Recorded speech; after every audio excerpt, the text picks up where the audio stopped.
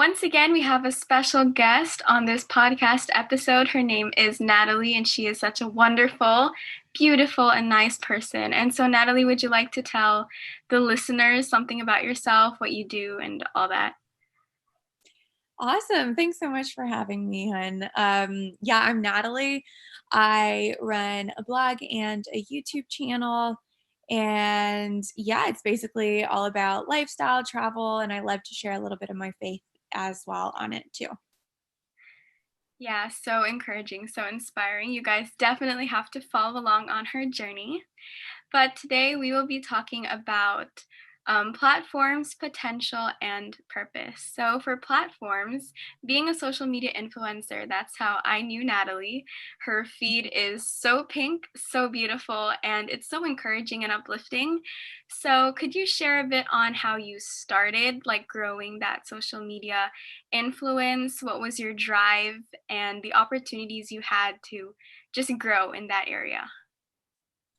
Awesome. Oh, thank you so much for the compliments first. You're welcome. Um, so, how did I start? So, I actually started it. I started my social media journey in general back on YouTube around like 2013, 2012, something like that. And I started it off with singing with covers. Yes, And I saw those. um, so originally I kind of thought that I wanted to go down the singing route. And I just realized that actually I just really love the video side of it rather than the singing, you know? So, yeah, so that's how it started. And then eventually I found some, like, I had always been interested in photography. So I'd done photography as a hobby since I was like 15. And then I found like this blogger here in London. Her name is The Londoner. And I loved her pictures. I thought they were amazing. And I was like, oh man, I would love to start one too. So that's kind of how it started in terms of growth.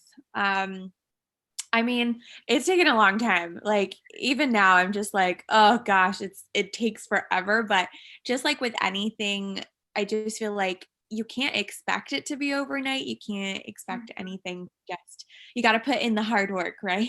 Yeah. So it's taken a lot of hard work and a lot of just trials, like testing things out like it does this work, does this not work? And I guess I've always kind of wanted to stay true to what I love. So that's like the first thing that to me, I just always wanted to share whatever I loved and I haven't really strayed from that.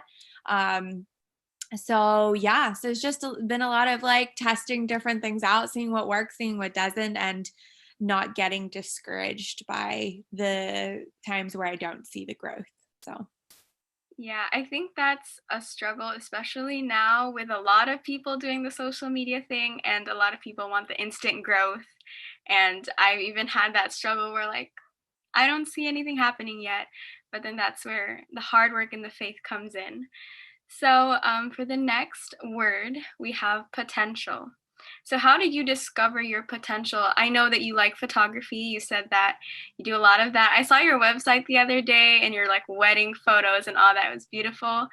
And like, how did you discover that potential? Because you like singing, but then you also like the video sides. And how did you hone it throughout the process to like grow that potential?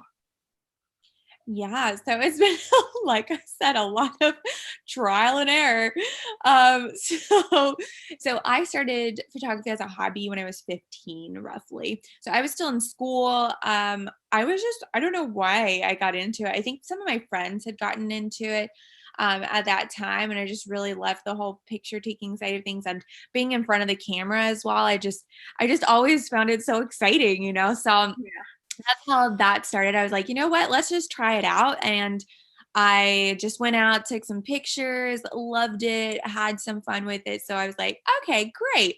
And then throughout like just my school years and stuff like that and teenage years, so I was like 17, 18 when I started my YouTube channel.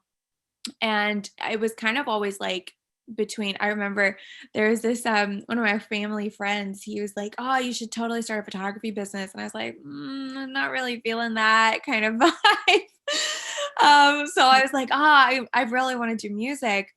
And so I went down the music route. I did a lot of covers. I did a lot of different things. Like I ended up going on X Factor. I did The Voice. I did a lot of different things like that. So yeah, it's really crazy the difference between like what you see on TV and what you actually go through in real life. There's about 5 different rounds before you even reach Simon Cowell, which is Oh, crazy. So, yeah, so he's not the first person you see. So, yeah, so it was kind of like, so just going through kind of all of that. And then I went to university to study music. And that is where I realized I don't want to do music.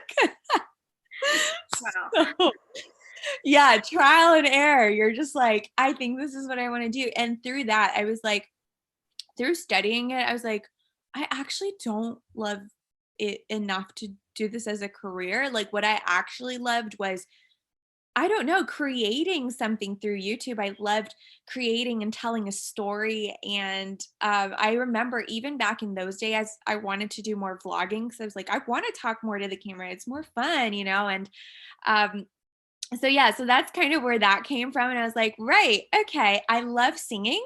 I just don't want to do it as a career path. So then I kind of went down. I really wanted to start up my YouTube channel and do more blogging. And I kind of just was like, I really want a better camera. I really want to, invest in that. But I was a student at the time and I was like, don't really have the finances for that. So I remember I was engaged at the time and I told my husband, my then fiance, and I was like, I have this like super random idea, but what if I buy a camera, buy the lens, everything? Your sister is getting married in like 3 weeks. Why don't I just do her photos and then just do like wedding photography from then on? And that's kind of how I kind of see my photography business is more as like funding for the dreams. Wow. So yeah, like I enjoy photography and it's awesome, but like I love the blogging and the YouTube side of things. That's kind of where the dream has always been. So I just see it more as a funding for the fun stuff. That's really cool. Creativity. So what do you think about the quote, doing what you love and loving what you do? That's a thing where people are torn between the money and having the finances and actually doing what you want to do in life. And you seem to balance both. So, yeah, what can you say about that? Yeah, so I think that first of all, I do think it's really important to love what you do. I'm personally the kind of person that has to be driven. Like if I have no love for it, you will see that I give like 81% into it. I'm not going to give 100% into it. I especially loved so Louis Giglio, he did this series called Passion and Purpose. I think last year was it, or 2 years ago now, and you can still find it on his podcast and stuff if you just type in passion and purpose.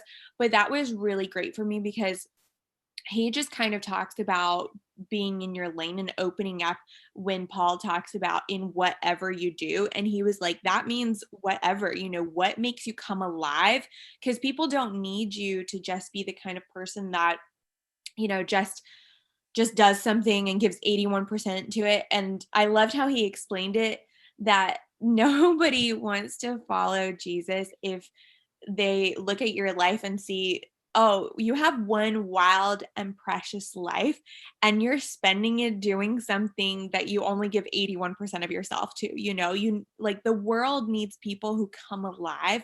So I'm definitely like the kind of person that says, hey, yes, go after your dreams, but there's also seasons. So, and there's also different things as well. Cause like you'll find that with every single job, there's gonna be some part about it that you don't love, whether that's doing, I don't know, whether that's doing the editing side of things or whether that's creating a website or invoices or anything that's kind of the more mundane tasks. There's going to be mundane tasks to anything and everything you do.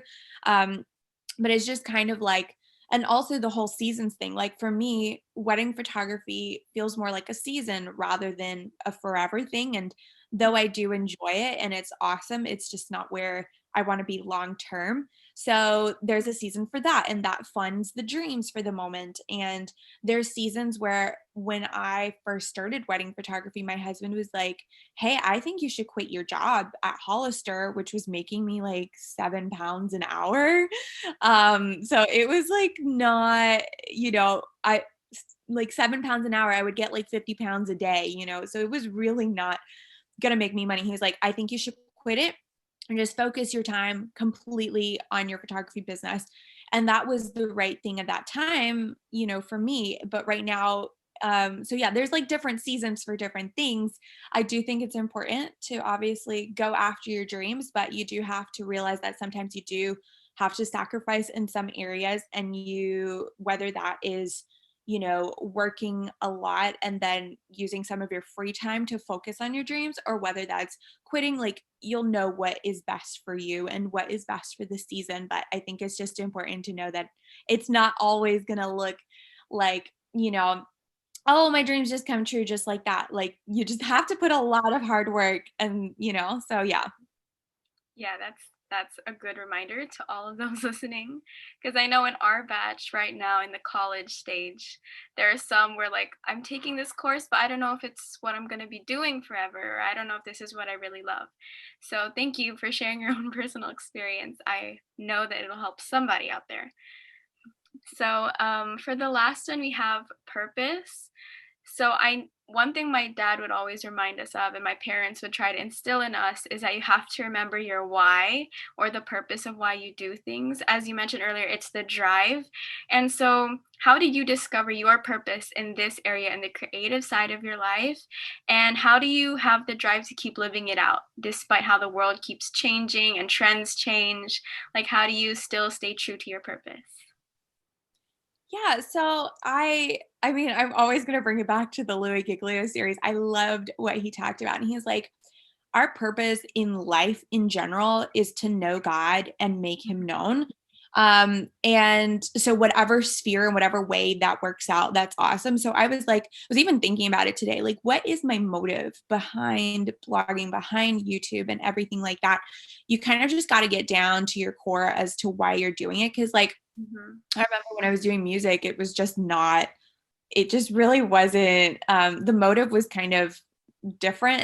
And I realized that that's why I didn't fall in love with it. And I guess with YouTube and blogging, my motive is that I always want to bring encouragement, Mhm. bring creativity, bring hope, bring joy and inspiration. I want to be able to inspire people, just to live a joy filled life, and just to encourage them in their daily walks, and to kind of just inspire them on a creative level as well, on places to go and things to see, the beauty that God has created, and just inspire them in that way. Hopefully, obviously I can't say I inspire them like I want to, but so yeah. Well, I am a fruit of that labor, because you definitely have inspired and encouraged me throughout just the other side of the screen. And so that is an encouragement for me, that you just never know where the encouragement will go. Like, wherever you plant seeds, God will let it grow somehow. And as an ending to this, I want to ask you for any verses or any books. I saw that you've been reading some books recently that you might want to recommend, or any verses that have helped you get through the different seasons that you mentioned earlier. Yeah, so verses wise, my goodness, I have so many that have just really stuck with me. Um, Especially like during this season, obviously during the pandemic, it's been really difficult, and kind of just finding, I think it's just challenged everyone. Where is your hope? Where does your hope lie, so I guess for me, it's been a lot about surrendering and trusting that God, yeah, is just taking care of it. So I love, obviously it's a really well-known verse, but just trusting that, in Romans, where it talks about that God works everything out for our good. And so I know that obviously that's a very popular verse, but to me, like when you actually look at it, it's like, no, you have to, this is a core principle to understand that actually we will have trouble, but Jesus says, take heart, for I've overcome the world. So, and then when you tie that in with actually God is always working everything out for my good, so that is definitely some of a few of my verses. I mean, I have like a whole list. If anybody adds me like on the Bible app, on the YouVersion app, you'll see that I'm consistently like highlighting and just wanting to kind of meditate on a verse a day. But books wise, I have lots of different books. Yes, I'm a huge bookworm.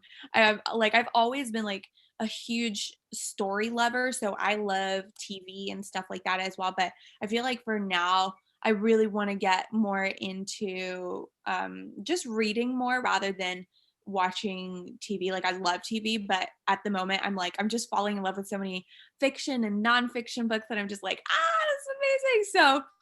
So, a few of my favorite books are Love Does by Bob Goff. That is like my all-time favorite book. Like I just feel like he tells stories, he really inspires you, and he's amazing.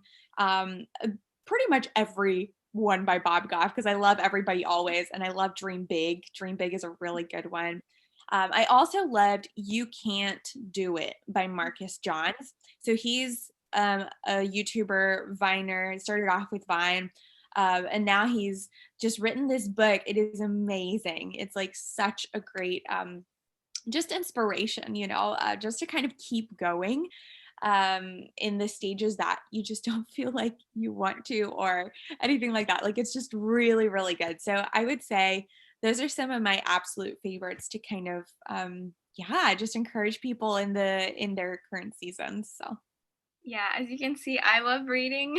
I love to have a good book. I also agree. Recently, I haven't been reading as much due to everything, but it's always different when you read.